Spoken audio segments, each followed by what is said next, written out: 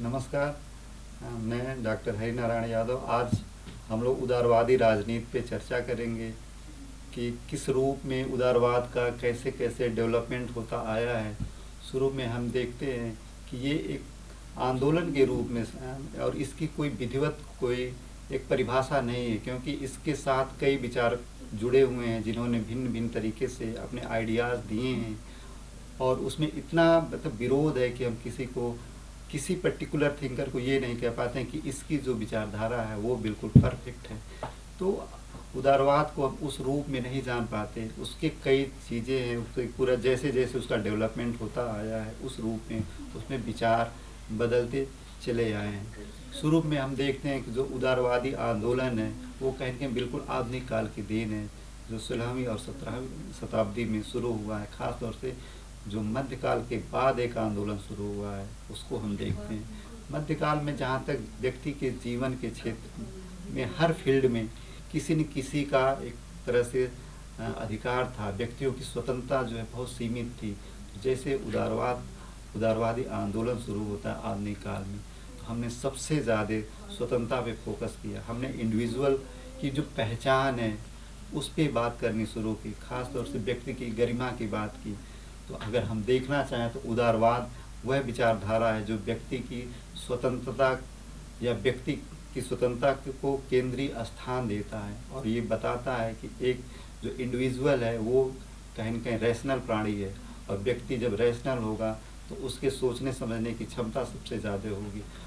और जब हमने ये एक बार एडॉप्ट कर लिया कि व्यक्ति ही सबसे बेहतर है सोच समझ सकता है, तो जाहिर सी बात है व्यक्तियों के किए गए कार्य भी बेहतरीन होंगे। और ये विचारधारा ये मानता है कि जो इंडिविजुअल है, जो व्यक्ति है, वो कहीं न कहीं स्वार्थी होता है, और अगर हम इसको पूरा अधिकार दें तो ये जाहिर सी बात है अपने जो भी इसकी उम्मीदें हैं, जो भी इसकी आकांक्षाएं हैं, वो प्राप्त करने की चेष्टा करेगा। और हर इंडिविजुअल अगर वो सब कुछ प्राप्त कर पाता है जो वो पाना चाहता है, तो जाहिर सी बात है वो स्टेट भी कहीं न कहीं वो उपलब्धि हासिल कर लेगा। क्योंकि इंडिविजुअल अगर कुछ भी गेन करता है तो जाहिर सी बात है वो सोसाइटी भी कहीं न कहीं वो गेन करती है।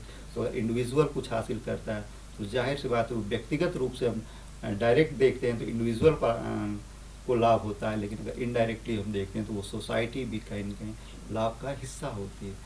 और अगर हम इसको पॉलिटिकल प्रोसेस में देखते हैं तो जाहिर सी बात है जो हम इंडिविजुअल को पूरा का राइट देंगे तो जाहिर सी बात हम गवर्नमेंट को मिनिमम रोल प्रोवाइड कराते हैं कि एक गवर्नमेंट उतनी ही कार्य करे जहाँ तक वो आवश्यक हो, या ये कहें कि उसका कार्य वहीं पे सीमित होता है जहाँ से व्यक्तियों की स्वतंत्रता प्रारंभ होती है। हम उदारवाद के सबसे बड़े विचारक या उन्नायक के रूप में हम जॉन लॉक को देखते हैं, जो प्राकृतिक अधिकारों की बात जहाँ तक करता है वो जीवन का अधिकार, स्वतंत्रता का अधिकार और संपत्ति के अधिकार की बात करता है।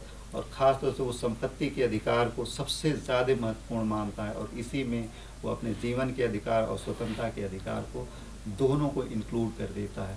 क्योंकि लॉक ये मानता है कि अगर हमारे पास प्रॉपर्टी होगी तभी कहीं न कहीं हम अपने जीवन के अधिकार को सुनिश्चित कर पाएंगे, और तभी हम स्वतंत्रता का उपभोग कर पाएंगे। और ये तभी होगा जब जो है स्टेट का रोल जो है वो व्यक्तियों के जीवन में कम होगा। और वो जो ये थियरी है ये बेसिकली लेसेस-फेयर सिद्धांत कहलाता है, या कहें कि राज्य का जो अहस्तक्षेपवादी सिद्धांत कि राज्य जो है वो मिनिमम कार्य करे और मैक्सिमम कार्य जो है वो इंडिविजुअल के ऊपर छोड़ दे, और इंडिविजुअल ही डिसाइड करेगा कि उसे क्या करना है और क्या हासिल करना है। तो इस प्रकार अगर हम देखते हैं तो इंडिविजुअल की विचारधारा या उदारवादी विचारधारा देखते हैं, उस पर केंद्रीय जो महत्व है वो व्यक्ति और व्यक्ति की स्वतंत्रता है।